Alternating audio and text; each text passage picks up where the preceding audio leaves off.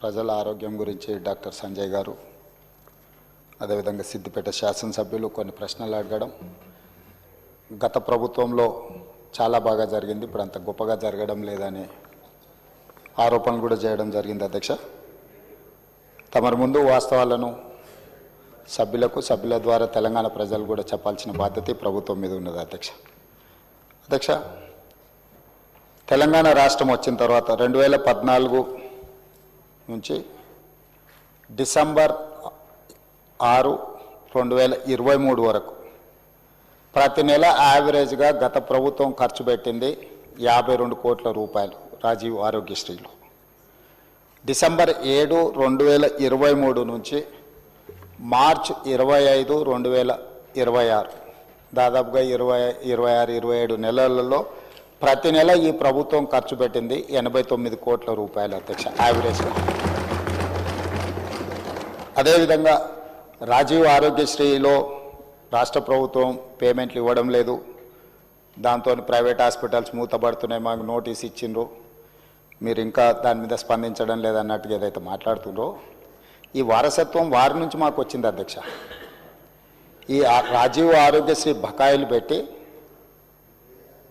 అధికారాన్ని కోల్పోయి ఆ భారాన్ని మా నెత్తి మీద పెడితే ఆ భారాన్ని మోస్తూనే మేము 5 లక్షల నుంచి 10 లక్షల రూపాయలకు పెంచడం జరిగింది. అధ్యక్ష, ఆ విషయం కూడా 7 తారీఖు నాడు మేము ప్రభుత్వం బాధ్యత తీసుకున్నప్పుడు 7/12/2023 నాటికి గత ప్రభుత్వం నుంచి వారసత్వంగా మాకు వచ్చిన భారము 600,27,00,000.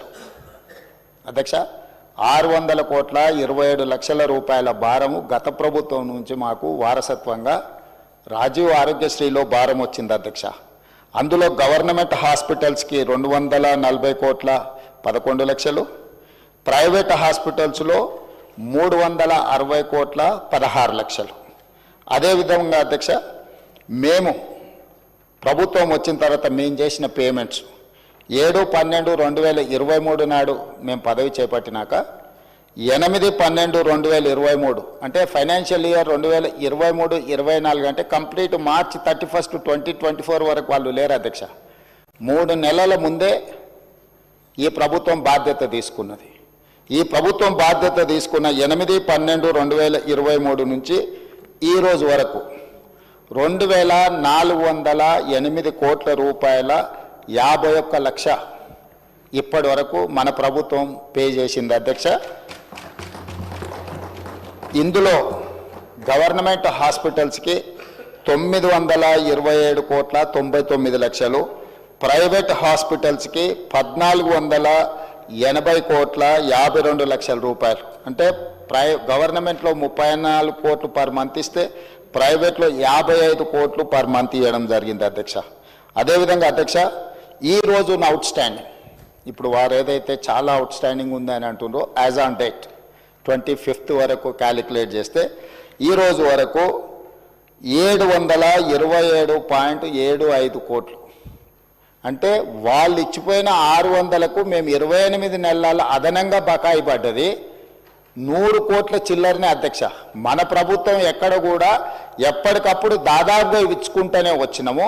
పాత బకాయిలను తిరిగి చెల్లించడానికి ఆ భారాన్ని వదిలించుకోవడానికి ఇప్పుడు కష్టమవుతుంది. వాటిని కూడా ఏ విధంగా చెల్లించాలనే ప్రణాళిక మనం చేసుకుంటూ వస్తున్నాం. అధ్యక్ష, అందులో కూడా గవర్నమెంట్ హాస్పిటల్స్కి ఎక్కువ బకాయి ఉంది. గవర్నమెంట్ హాస్పిటల్స్కి 496.31 కోట్ల రూపాయలు బాకీ ఉంటే ప్రైవేట్లు ఉన్నది 231.44 కోట్లే. అధ్యక్ష, సో ప్రైవేట్లో బకాయిలు చాలా తక్కువ ఉన్నాయి. ప్రైవేట్ హాస్పిటల్స్ రాజీవ్ ఆరోగ్యశ్రీ నిధులు ఇవ్వకపోవడం వల్ల ట్రీట్మెంట్ అందించడం లేదు, దానివల్ల పేదలకు అన్యాయం జరుగుతుందని ఏదైతే అపోహ కల్పించే ప్రయత్నం చేస్తున్నారో వాస్తవ వివరాలు ఇవి. అధ్యక్ష, అదేవిధంగా గతంలో 2022-23 రాజీవ్ ఆరోగ్యశ్రీలో నెలకు 102 కోట్ల రూపాయలు దాదాపుగా బుక్ అయితే ఈరోజు 25-26లో ప్రతి నెల 184 కోట్ల రూపాయల హాస్పిటల్కి ప్రజలు వైద్యం కోసం వెళ్తున్నారు. అధ్యక్ష, అందులో కూడా గవర్నమెంట్లో 54 కోట్లు 22-23లో, ప్రైవేట్లో 48 కోట్లు. ఈరోజు గవర్నమెంట్లో 87 కోట్లు, ప్రైవేట్లో 97 కోట్లు. సో అన్ని రకాలుగా పేషెంట్లు పెరగడమే కాకుండా 5 లక్షల నుంచి 10 లక్షలకు రాజీవ్ ఆరోగ్యశ్రీ ఏదైతే ఇన్సూరెన్సు ఇతర వ్యాధులను కూడా అందులో చేర్చడం వల్ల ఈరోజు దాదాపుగా మోర్ దాన్ డబుల్ ఈరోజు వాళ్ళు వాడుకోవడం జరుగుతుంది అధ్యక్ష. అదేవిధంగా ఈరోజు అంతకుముందు సీఎం రిలీఫ్ ఫండ్ ఒకసారి తీద్దాం అధ్యక్ష. సీఎం రిలీఫ్ ఫండ్ చెక్కులలో జరిగిన అవినీతి వెనకాల ఎవరు పిఏలు ఉన్నారు, ఎవరు ఆఫీసు సిబ్బంది ఉన్నారు, నిన్న మన కేసులు కావడము, ఇవన్నిటిని ఎవరైతే పేద పేరు మీద చెక్కులు తీసుకెళ్ళి ప్రైవేట్ ఖాతాలలో వేసుకొని ఎట్లా సీఎం రిలీఫ్ ఫండ్ను దుర్వినియోగం చేసిండ్రో కేసులు ఉన్నాయి, విచారణ కూడా జరుగుతుంది అధ్యక్ష. కానీ మన ప్రభుత్వం వచ్చిన తర్వాత సీఎం రిలీఫ్ ఫండ్ కానీ రాజీవ్ ఆరోగ్యశ్రీ కానీ ఎమ్మెల్యేలకు ఆన్లైన్లో వెబ్సైట్ ఇచ్చేసి డైరెక్ట్గా ట్రాన్స్పరెంట్గా ఎవరైనా అప్లై చేసుకునే వెసులుబాటు కల్పించి క్లియర్గా ఇస్తున్నాము. మేము ఈరోజు సీఎం రిలీఫ్ ఫండ్ ఈ 27 నెలలలో 2046 కోట్ల రూపాయలు సీఎం రిలీఫ్ ఫండ్ ఇచ్చినాం అధ్యక్ష. 2400 రాజీవ్ ఆరోగ్యశ్రీలో 2040 దాదాపుగా 4500 కోట్ల రూపాయలు ఈ 27 నెలల్లో పేదల వైద్యం కోసము ఈ ప్రభుత్వము సంపూర్ణంగా ప్రయత్నం చేసింది. ఇది సరిపోతుందంటే ఇది సరిపోదు అధ్యక్ష. మేము ఎప్పుడు ఇది సరిపోయింది ఇంకా ఇది ఇంతకంటే ఎక్కువ చేయలేమంటలేం. అందుకే ఈరోజు ఇందిరమ్మ కుటుంబ జీవిత బీమా ఎవరికి ప్రమాదం వచ్చినా సిపెక్ సర్వే ప్రకారం socio economic education employment political and caste survey ఏదైతే రాష్ట్ర ప్రభుత్వం చేసి February 4th సోషల్ జస్టిస్ డేగా పెట్టిందో ఆ సమాచారం ప్రకారం 1,15,00,000 కుటుంబాలు తెలంగాణ రాష్ట్రంలో ఉంటే ప్రతి కుటుంబానికి ఈరోజు జీవిత బీమాను అందించి ఎవరికైనా కుటుంబ పెద్దను కోల్పోతే ప్రభుత్వం వైపు నుంచి ఒక ధీమా ఉండాలి, ఈ జీవిత బీమా ఆ కుటుంబానికి ఒక ధీమా అని చెప్పి ఈరోజు మనం నూతనంగా కొత్త పథకాన్ని కూడా మనం ప్రవేశపెట్టుకోవడం జరిగింది అధ్యక్ష.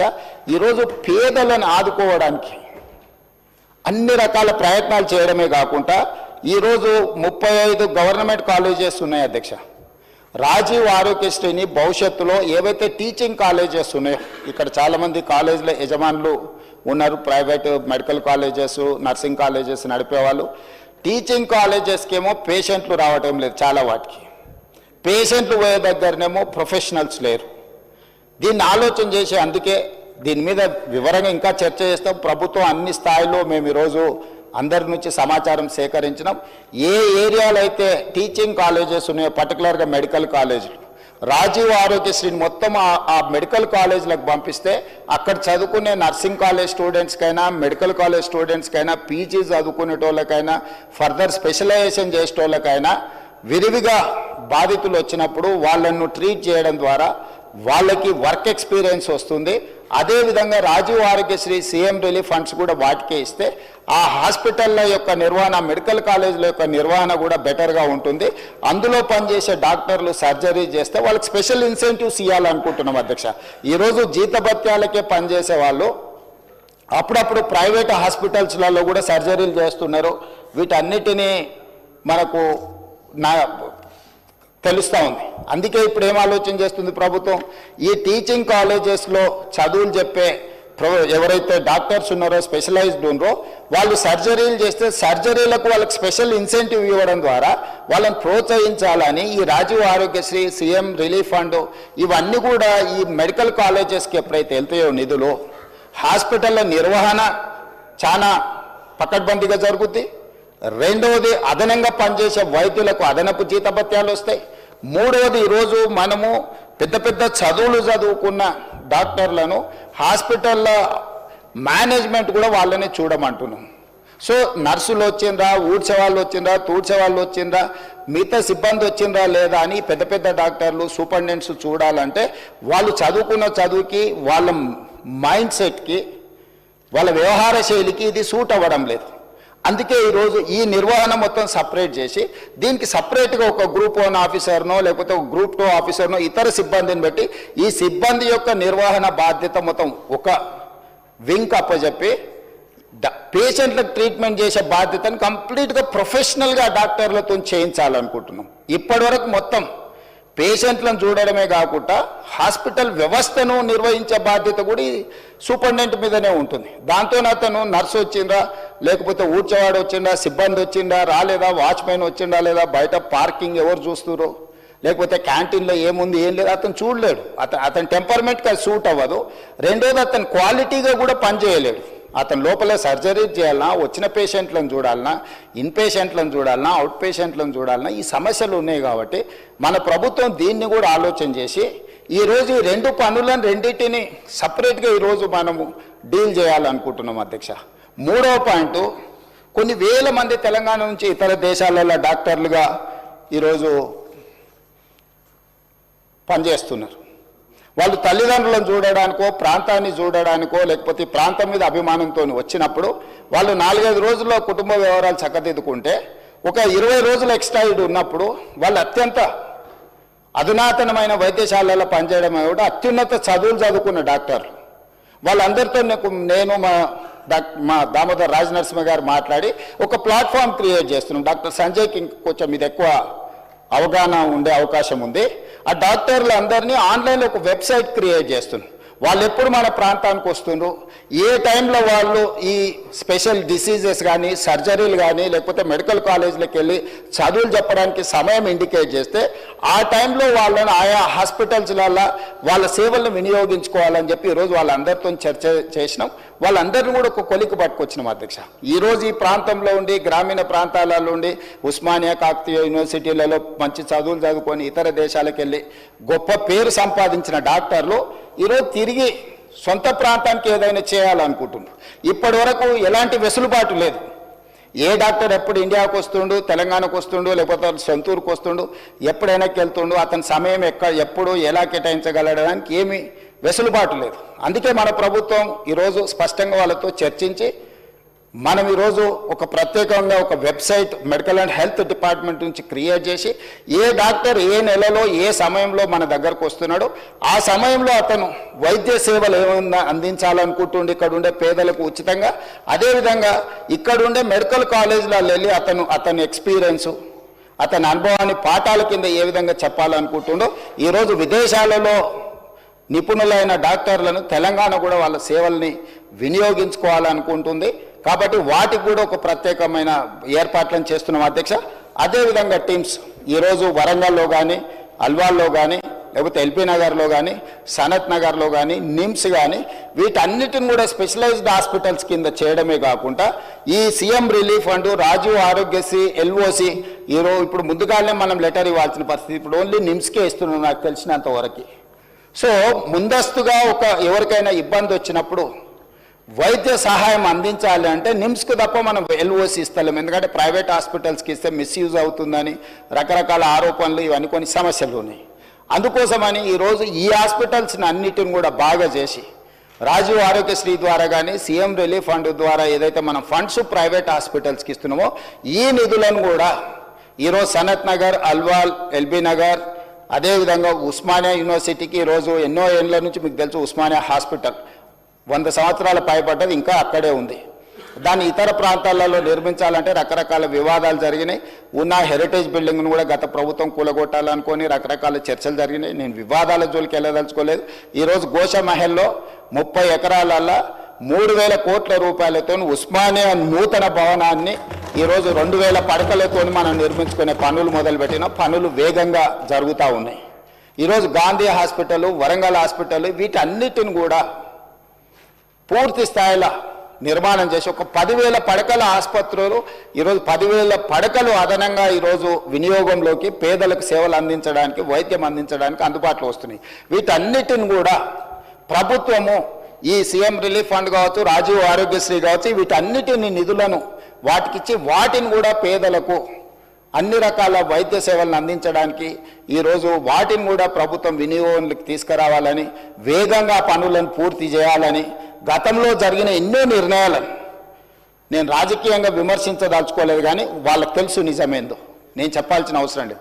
కాబట్టి వీటిని సర్దిద్దుకుంటూ ఒక దారిలో పెట్టి ఒక ప్రయత్నం చేసి దామోదర్ రాజనరసింహ గారు ఎడ్యుకేషన్ అండ్ ఇంజనీర్ కానీ by nature is an doctor, social doctor. అంటే సోషల్ డాక్టర్ అంటే పేదవాడికి ఏం సమస్య వస్తుంది, ఆ సమస్యకు ఏం వైద్యం అందించాలని సంపూర్ణంగా అవగాహన ఉన్న దామోదర్ రాజనరసింహ గారిని నేనే స్వయంగా ఈ శాఖ మీరు నిర్వహించాలని పర్సనల్గా వారిని పిలిచి, ఎందుకంటే ఈ శాఖ చాలా విస్తృతమైన సబ్జెక్ట్, ఇదంత ఆశమాసిగా అర్థమయ్యేది కాదు. అర్థమైనా కూడా ఎవ్రీడే ఒక కొత్త ఛాలెంజ్ వస్తుంది. ఒకప్పుడు గత్తర ఉండే, మలేరియా ఉండే, రకరకాల జబ్బులు వచ్చినాయి, సడన్గా మన కోవిడ్ వచ్చింది. లేదు ఇట్లా ఎప్పటికప్పుడు ఏ రకమైన జబ్బులు సమాజంలో ఎట్లొస్తున్నాయి, ఎందుకు వస్తున్నాయి ఎవరికీ తెలియదు, రకరకాల ఇవి. అంటే ఈ ఛాలెంజెస్ని ఎప్పటికప్పటికి మంత్రితో పాటు అధికారులు కూడా ఎప్పటికప్పుడు నేర్చుకోవాల్సిన సబ్జెక్ట్. మిగతా ఇష్యూస్ కంటే కూడా ఐటీ పరిశ్రమల కంటే కూడా మెడికల్ అండ్ హెల్త్ అనేది ఒక ఛాలెంజ్. ఈ ఛాలెంజ్ని ఎప్పటికప్పుడు చదివితే తప్ప రోజు పరీక్షకు ఐఏఎస్ ప్రిపేర్ అయినట్టు మంత్రి ఆ రేంజ్లో ప్రిపేర్ అయ్యి అర్థం చేసుకుంటే తప్ప మన పేదలకు వైద్యం అందించలేని పరిస్థితి. అందుకే క్వాలిఫైడ్ పర్సన్ ఈరోజు మనకు ఆ శాఖను నిర్వహిస్తున్నాడు. వారు ఇచ్చిన సూచనలు డెఫినెట్గా తప్పకుండా దాంట్లో ఏమేమి ప్రజలకు ఉపయోగపడుతుందో వాటన్నిటినీ స్వీకరిస్తాం. ఇంకా వారు చాలా మీటింగులు కూడా ఏర్పాటు చేసిండ్రు మంత్రి గారు. భవిష్యత్తులో కూడా ఈ అన్ని రిఫార్మ్స్ తీసుకురావాలనుకుంటున్నాం. ఇంకేమైనా సూచనలు ఇచ్చినా తప్పకుండా వాటిని ప్రభుత్వం తీసుకుంటుంది. ఏదేమైనా ఈ రాష్ట్ర ప్రభుత్వం యొక్క ప్రాధాన్యము విద్య, పేదల వైద్యం, ఈ రెండింటి మీద ప్రత్యేకమైన ఫోకస్ పెట్టి, ఈరోజు ఒకప్పుడు భోజనం లేదు కానీ ఈరోజు భోజనం వచ్చింది కానీ న్యూట్రిషన్ ఫుడ్ లేదు. సో ఈరోజు ప్రజలకు న్యూట్రిషన్ ఫుడ్ అందించాలనుకుంటున్నాం. ఒకప్పుడు విద్య లేదు, విద్య అన్ని ప్రాంతాలకు వచ్చింది కానీ క్వాలిటీ ఎడ్యుకేషన్, స్కిల్ ఎడ్యుకేషన్ లేదు. సో అందుకే ఈరోజు నర్సరీ నుంచి 12th క్లాస్ వరకు విద్యాపరంగా కానీ వైద్యపరంగా కూడా ప్రైమరీ హెల్త్ సెంటర్ నుంచి స్పెషలైజ్డ్ హాస్పిటల్స్ వరకు ఒక ప్రత్యేక ప్రణాళిక తీసుకొని ముందుకు వెళ్తున్నాం. డెఫినెట్గా సభ్యులు ఏదైతే సూచనలు చేసినరో, కన్సర్న్ ఎక్స్పర్ట్స్ చేసినరో పేదల వైద్యం కోసం డెఫినెట్గా ఈ ప్రభుత్వం వాటన్నిటి మీద దృష్టి పెడుతుంది. ప్రభుత్వం ఈ కొన్ని విషయాలలో నిధుల సమస్యలు ఎన్నున్నా ఇంకెక్కడైనా కోతలు విధిస్తాం కానీ పేదల విద్య విషయంలో, పేదల వైద్యం విషయంలో ఒక్క రూపాయి కూడా కోత విధించాం. అవసరమైన మేరకు నిధులను అందించి ఒక మంచి రోల్ మోడల్గా రాష్ట్రాన్ని ముందుకు తీసుకెళ్తామని తమ ద్వారా సభ్యులకు తెలియజేస్తున్నా. అధ్యక్ష, question hour is over. All remaining questions are deemed to have been answered. Now 0 hour for half an hour. Dr. Rajeshwar Reddy garu. Dr. Rajeshwar Reddy.